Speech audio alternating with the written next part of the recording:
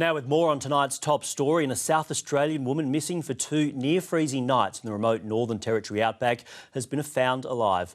9 News was there at the moment the dramatic breakthrough occurred and as the 64-year-old was reunited with her husband. Emerging from the rescue helicopter on her own 2 feet, Cheryl Redway walks over to her emotional husband for the most incredible reunion. Seriously running out of time, so I'm the happiest man. Thank you. 64-year-old Cheryl had spent 2 cold nights lost in the harsh terrain near Kings Canyon since becoming separated from her husband during a walk on Thursday morning.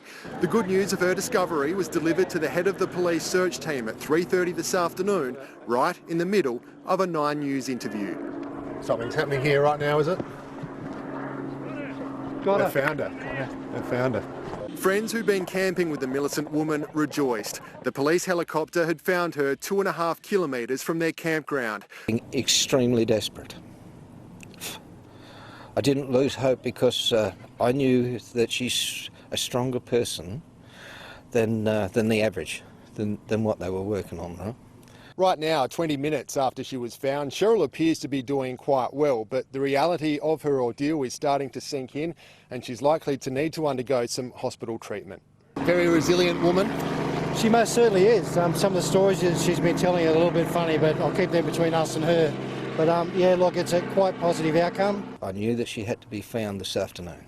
This moment for Alan was priceless. Ben Avery, 9 News. Returning now to our top story and the remarkable survival of a South Australian woman who was found after being lost for 2 near-freezing nights in the remote Northern Territory Outback. Reporter Ben Avery was at Kings Canyon when grandmother Cheryl Redway was located, and he filed this update a short time ago.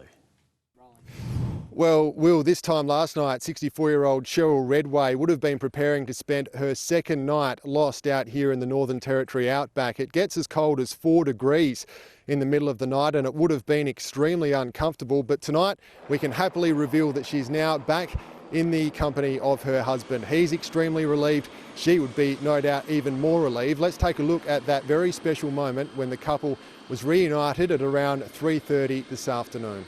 I'm the happiest man in Australia at the moment. I didn't lose hope because I knew that she's a stronger person.